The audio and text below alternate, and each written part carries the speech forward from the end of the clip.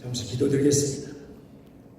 존귀하신 하나님, 하나님의 말씀은 살았고 운동력이 있으며 좌우의 날선 어떤 검보다 예리하여 우리의 영과 혼과 골수와 모든 관절을 찔러 쪼갠다 하셨사오니 하나님의 생명의 말씀이 우리에게 그런 말씀이 되어서 하나님의 진리만 생손으로 충만하고 우리는 겸손한 자세 하나님의 말씀 앞에 서는 저희들 되게 하여 주옵소서.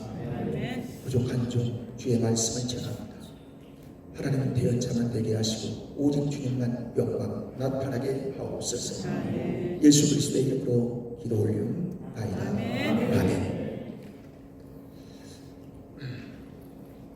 우리가 다 알고 있는 것처럼 하나님의 모든 말씀은 우리 개인이 체험하고 경험함으로 인하여 영적 세계가 열려지는 데 있어서 가장 바람직한 하나님의 은혜와 능력이 우리를 그렇게 진리 가운데 인도하셔요. 그래서 한 개인이 하나님을 만난 확실한 증거가 있을 때에 영적 세계가 열리고, 그리고 우리가 하나님의 사랑으로 익어가고 성숙되어져가 가는 우리의 영적 생활을 우리가 알게 되어집니다.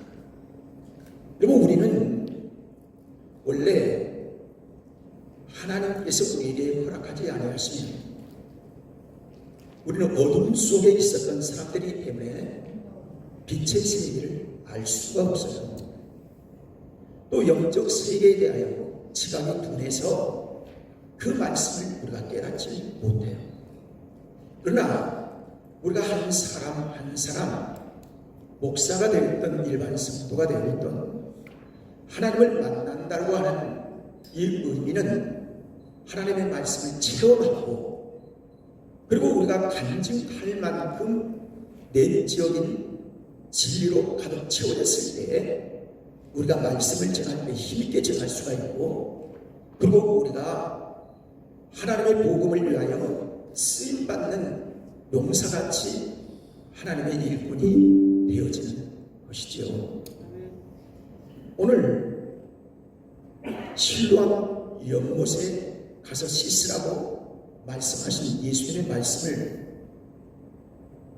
이 날 때부터 소경된 사람이 예수님께서 처방하신 실로암 연못에 가서 씻으면 눈이 떠지겠다고 말씀하신 이 처방을 받고 그는 더듬어 가면서 예루살렘 남서쪽에 있는 그 실로암을 계단을 타고 내려가 실로암 연못에 가서 씻었더니 눈이 밝아졌더라, 이렇게 말씀을 하셨습니다.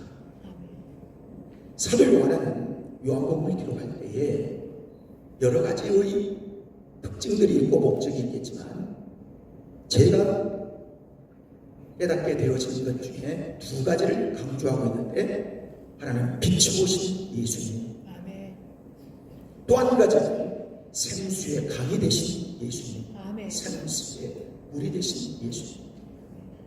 그래서 날 때부터 소경된 자를 치료하심으로 그가 빛 되신 예수님을 알게 되었고, 그가 예수님이 바로 우리의 빛이 되신 메시아임을 그때 알아서 그는 예수님을 좇으려고 했던 것이었고요.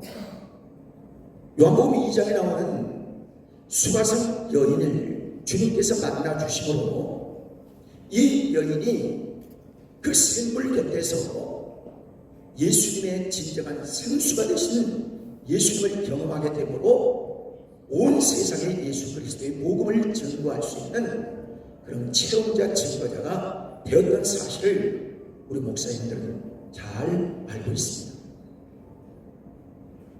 사도 바울은 다메섹으로 가는 길에 낮보다 더 밝은 예수님의 빛을 보고 눈이 감겨지면서 그는 새로운 눈을 뜨게 되어서 하나님의 일꾼이 되므로 세계를 정복할 수 있을 만큼 위대한 하나님의 성도를 이루고 복음을 증거하는 귀한 분이 되셨어요. 그러니까 우리는 눈은 영적인 눈보다 육적인 눈을 떴을 때에 영적인 세계를 알지 못하고 사도 바울이 눈이 열려지고 눈에서 비늘 같은 것들이 벗겨짐으로 인하여 하나님의 세계를 보았고 하나님의 길을 따라서 그런 핍박한 자가 예수 그리스도의 복음을 전하는 사람이 되었지 않습니까? 그러니까 인간이 여러분의 저나 누구나 막론하고 하나님 앞에 부름 받는다는 것은 우리의 영안이 열리고 우리에게 생수의 성령이 임하게 될 때에 새로운 세계가 임하고 하나님의 복음이 되면 간증을 할 수 있고 하나님의 리더가 되어서 내가 받은 예수, 내가 만난 예수를 당신들도 믿어야 한다고 힘있게 증거하는 복음의 용사가 되게 되는 줄 믿습니다. 아멘. 이게 하나님께서 우리에게 주신 개인적인 만남을 통하여 영적 세계가 열려지고 그리고 하나님의 세계의 모든 역사들이 우리에게 100% 믿어지고 우리가 그 믿음을 가지고 세상에 나가서 하나님의 복음을 전하게 되어질 수 있다는 것이죠. 그런데 예수님께서 빛으로 오시기 이전에 왜 빛으로 오셨을까? 저는 그 생각을 했어요. 예수님은 말씀하시기를 요한복음 3장 8절에서 하나님의 아들이 나타나신 것은 마귀의 일을 멸하려 하십니다 라고 말씀하세요. 다시 말하면 마귀 권세가 어둠으로 이 세상을 장악하고 있을 때에 마귀의 권세를 멸하기 위하여 빛으로 예수님이 오셔서 영적으로 어두운 날 때부터 소경된 자와 같은 우리 인생을 하나님의 빛의 세계를 발견하시고 구원자, 메시아, 그리스도인 예수 그리스도를 믿음으로 말미암아 영적 눈이 열려지고 하나님의 세계로 돌아와 구원의 뜻을 이루기를 위하여 이 땅에 오신 줄 믿습니다. 아멘. 이게 하나님의 오신 목적이 되었던 것입니다. 여러분, 사탄은 어둠의 권세의 주관자인 사탄은 우리 인간을 하나님께서 만드신 하나님의 복주고 참되게 하실 그런 은혜의 삶을 다 송두리째 앗아가고 그가 어두움의 주관자가 되어서 이 땅 위에 내려와서 모든 인류 아담 이후로 죄라고 하는 이 죄 가운데 모든 세계 사람들을 모든 인류를 빛에서 어둠으로 가둬놓고 그들로 죄의 종이 되게 하셨다는 사실을 우리가 너무나 잘 알고 있는 겁니다. 근데 예수 하나님께서는 미리 이 세계를 아시고 구약을 통해서도 하나님께서 실패한 인간, 정말 사망 권세로 살아갈 수밖에 없는 인간을 자기 백성으로 삼기 위하여 하나님은 두 가지의 하나님의 약속을 우리에게 베푸시는데 하나는 실패하는 인간들이 다시 회복할 수 있는 희년 제도를 만드시고 또 하나는 친족 구속 제도라고 하는 이 제도를 만드사 이 친족이 땅을 빼앗긴 자 그리고 생명을 앗아간 자 사망 권세를 이길 수 있는 그런 빛이고 이 땅에 오셔서 어둠의 권세 주관자인 사탄을 완전히 정복하기를 원하셨던 우리 주님의 역사가 빛 대신 예수 그리스도 말미암아 이 땅에 오게 된 목적을 말씀하셔요. 에레미야 32장에 보면요, 에레미야가 왕의 감옥에 갇혀 있을 때에 하나님께서 이상 중에 역사하신 말씀들을 여러분 보고 기억하실지 모릅니다. 그의 친족 하나멜이라는 사람을 보내서 예레미야야, 지금 아수르가 이 유다를 다 정복하고 이제 금방 무너질 수밖에 없는 그런 상황인데, 그 이유는 어둠의 권세로 말미암아 땅을 불법 침입한 어둠의 사탄이 지금 활동하고 있는 것이기 때문에 언젠가 이 어둠의 주관자인 불법 침입자가 반드시 처단될 날이 있을 것이라는 그런 계시를 주십니다. 그 계시를 받고 하루도 지나지 않아서 그의 친족 중에 가장 가까운 친족인 하나멜이 와서 얘기를 하는 거예요. 예레미야, 내가 지금 밭을 다 빼앗기고 내 농토도 없고 내 선조로부터 받은 이 모든 농토를 다 빼앗겼는데 당신이 내 밭을 사라. 산다고 하는 것은 당신이 나를 다시 회복시켜달라. 그러기 위해서 은을 달아 주라. 그렇게 얘기합니다. 예레미야가 자기도 가난하고 선지자가 무슨 돈이 있겠습니까? 그런데도 하나님의 지시를 금방 깨닫고, 아하, 분명히 아수르가 이미 사마리아를 정복하고 그리고 2년 후에 예루살렘을 에워싸고 전쟁을 일으키며 아수르의 왕인 사네립이 그 예루살렘을 둘러싸고 있는 그때에 일어난 상황이기 때문에 영적인 사람 예레미야는 금방 깨닫게 됩니다. 이건 하나님께서 하신 일입니다. 원래 땅을 사고 팔고 하는 데 중에서는 구약에는 계약서를 3장을 씁니다. 한 사람은 사는 사람이, 한 사람은 파는 사람이, 한 사람은 한 계약서 한 장은 옹기 그릇에 담아서 거기에 인봉을 하고, 그 인봉을 하는 것은 저장이 되어서 법적인 효력을 갖게 되는 거예요. 그러면서 그 인봉된 그것이 하나님께서 진정으로 판단할 수 있는 누구의 땅인가가 증거가 되어질 것이죠. 근데 인봉된 땅이 반드시 아수르가 지금 그 나라를 빼앗고 원수에게 그 예루살렘 성이 빼앗기고 땅이 짓밟히고 사마리아가 짓밟힌다 할지라도 장래의 하나님께서 이 나라를 구원하실 메시아 즉 예수 그리스도를 이 땅에 보내신다는 사실을 그는 깨닫게 되어준 거예요. 여러분, 요한계시록 5장에 보면 인봉을 떼신 예수 그리스도에 대한 말씀을 여러분 읽어보셨어요.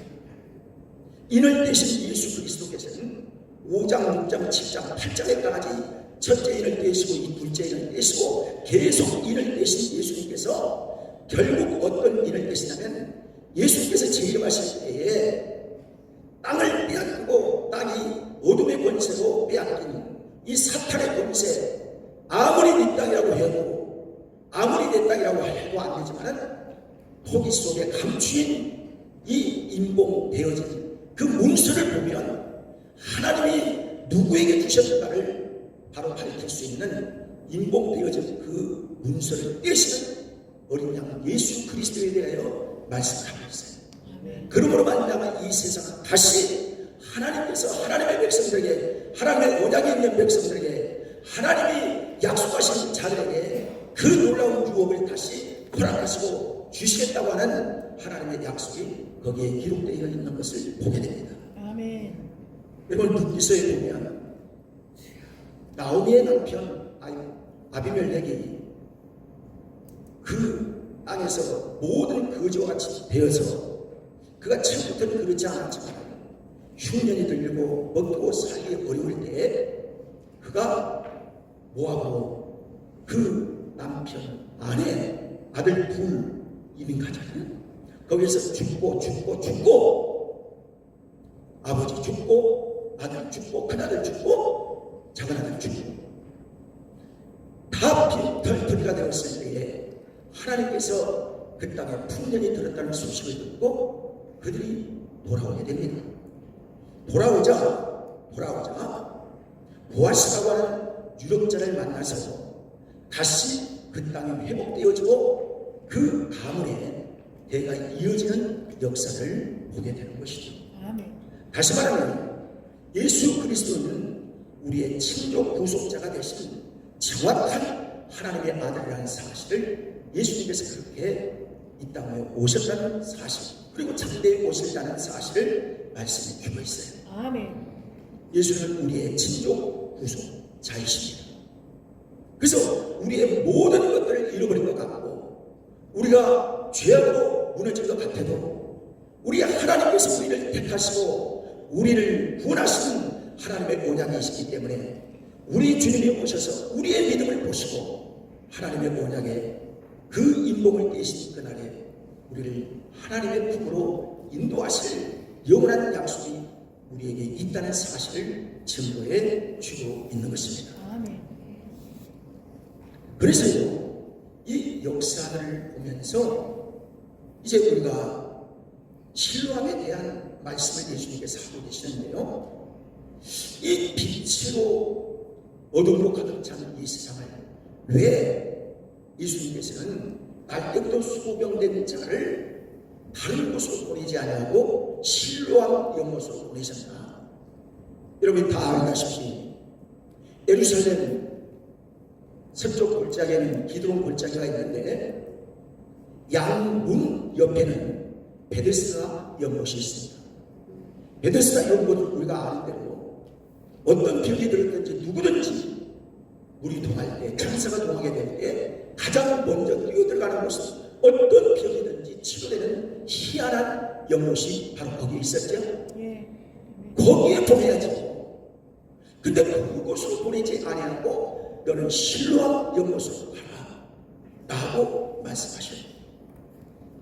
이건 예수님이요, 지금까지 치료하시고 그리고 어떤 질병을 치료하시고 귀신을 쫓을 때 단 한 번도 이런 처방을 내리신 적이 없습니다.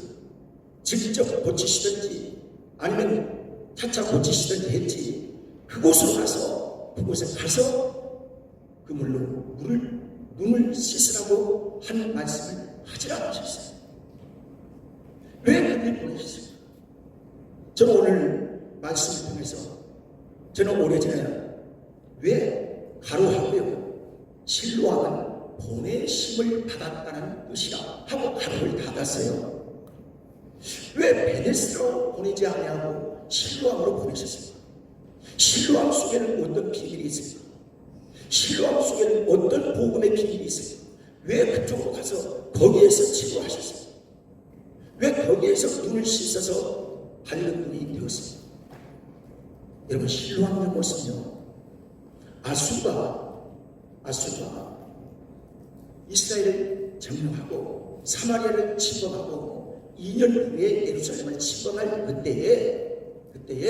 그때의 왕 히스기야 왕이었습니다. 히스기야 6년에 왕을 받은 6년 전에 이미 사마리아는 무너졌고 2년 후에 예루살렘을 쳐들어와서 그 성벽 밑에서 이제 사례들이 계속해서 편지를 보내고 항복하라, 하나님은 너를 도우지 않는다 하는 그런 협박을 계속할 그때가 바로 실로암 연못이 그때 파진 겁니다. 그래서 히스기야 이제 6년 후인 8년쯤 될 때에 그 아수르가 사마리아를 침범했다는 사실을 알고 히스기야는 신실하신 하나님의 종이었고 기도의 사람이었기 때문에 하나님께 기도하는 거예요. 하나님, 이 위기를 어떻게 극복할 수 있겠습니까? 그러면서 묵상하는 가운데 어떤 생각이 드느냐면 이 실로암 연못 생각을 안 할 때에 여러분, 기드론 신호 가야되는데 기드론 신호 가야는 이제 연못이 샘물이 하나 있는데 기원샘이 성벽 밖에 기원샘이 있고 그 샘을 통해서 예루살렘 백성들이 먹고 살고 그리고 아수가 그 물을 마시면 저 침범을 많이 할 수밖에 없는 그런 상황이었기 때문에 그 기원샘에서 522m를 터널을 뚫어서 S자 형식으로 터널을 뚫어 기원샘에서 그 물이 자연스럽게 흘러나오도록 성 안까지 물길을 튼 그 터널을 뚫어보시기 그래서 성 안에서 18m 정도 되고 총 6m 되는 그 인공적으로 복대기로 파고 끌로 파는 그 샘이 약 1.8m 정도로 이렇게 되어 있는데요. 그 터널을 아무도 모르게 뚫으면서 기온샘을 겉을 아무도 모르게 막아놓습니다. 이게 하나님께서 주신 지혜였어요. 그래서 그 실로암 연못을 봤는데 이 실로암이라는 말이 창세기에도 실로라는 말이 나오고 실로아라고 말도 나와서 하나님께서 예비하신 그 하나님의 역사 실로암 보내심을 받았다는 이 뜻 하나님 앞에 보내심을 받은 그 연못에 대한 이 비밀을 히스기야가 받고 아무도 모르게 안쪽에서도 뚫고 밖에서도 뚫고 그때는 기아니나 아니면 토목이 발달되지 않았음에도 불구하고 기가 막히게 양쪽에서 뚫은 그 터널이 딱 맞춰져서 약간 차이가 났지만 맞춰져서 실로암 연못으로 물이 들어오기 시작한 역사가 실로암 연못이 파진 배경이었습니다. 그리고 그를 보내시고 사랑하는 여러분 우리는 이 실로암 연못을 통해서 실로암 내가 보내심을 받았다. 얼마나 그 나라가 부패하고 히스기야 전에 아스왕 히스기야 이후에 자기 아들의 왕 므낫세 왕 다 앞에서 이 사람도 범죄하고 우상을 세우고 그 아들도 마찬가지고 그런 가운데 하나님의 은혜를 입은 이 히스기야를 통해서 실로암 연못이 파지고 그것을 보내면서 우리 오늘 이 말씀을 대하는 우리에게 지금 주님은 말씀하십니다. 너희가 실로암 연못을 보아라. 그리고 터널을 뚫어라. 그리고 상수가 흐르도록 하라. 아멘. 그러면서 하나님은 이미 구약부터 예비하신 실로암 연못으로 우리를 초대하여 이 말씀을 통하여 어떻게 우리가 생수를 받아들며 빛 대신 예수님을 만날 수 있는가를 우리에게 보여주고 있어요. 제가 목회하기 전에요. 저는 장로로 37살에 장로가 되었습니다. 목회할 생각을 하지 않았어요. 그런데 하나님이 저에게 목회하기 전에 꿈의 이상 중에 땅굴을 팔아 한 15일 간격으로 3번을 그렇게 이상하게 말씀하십니다. 이게 뭐지? 전쟁 날라나? 그때 북한 땅굴이 발견한 때였습니다. 반드시 전쟁이 일어나게. 또 그때 실로암이라고 하는 찬양이 그때 나왔습니다. 이야, 이게 웬일이야 이게?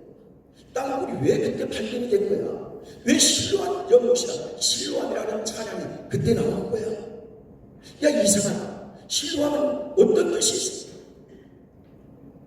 그래서 그때 이후에 제가 대전에서 양도를 하다가 시골로 이제 이스라엘 가게 되는데 도회지 사육 금지 구역이 되잖아요. 그래서 거기에서 거기 가면 땅굴을 파야지 하는 생각이 있었는데요. 가보니까 또 다르더라고요. 그렇게 1년이 지나 7년이 지났습니다.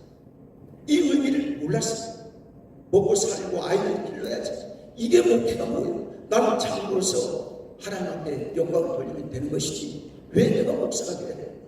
전혀 관심을 기울이지 않았지만 그런데 하나님께 성전을 짓고 그 다음에 이제 기간이 있을 때 새벽에 나가서 기도하고 밤에 나가서 기도하면서 그 생각에는 땅굴을 파라고 하신 그 말씀이 어떤 말씀? 그때부터 알게 된 말씀이 신령의 비밀이 이렇게 있었구나 하는 것을 제가 깨달았습니다. 사랑하는 하나님, 우리가 개인적으로 하나님을 체험하고 그 다음에 하나님의 일꾼이 되어지고 하나님의 사람이 된 것처럼 오늘 실로암 연못을 통해서 우리에게 계시하신 생수의 강이 되신 예수님, 빛으로 오신 예수님, 이 예수님을 우리 마음속에 영접할 뿐만이 아니라 빛 대신 주님의 은혜가 우리에게 임하게 된다면 우리는 빛의 사자로 사용하게 될 줄 믿습니다. 아멘. 생수의 강이 흐르는 이 생물을 마시는 자마다 그 비밀을 깨닫고 하나님 앞에 터널을 뚫는 자마다 하나님은 우리와 함께 하셔서 우리의 길을 지도하시고 위기 가운데 역사하시고 이 나라를 구하고 영혼들을 구하는 아름다운 영광의 역사가 우리에게 임하게 될 줄로 믿습니다. 아멘. 사랑하는 여러분, 우리에게 주신 이 은혜, 이 비밀이라는 은혜, 실로한 그 연못을 통해서 빛으로 오신 예수 그리스도의 은혜의 빛이 오늘 우리 모두에게 빛으로 임하기를 간절히 소망합니다. 아멘.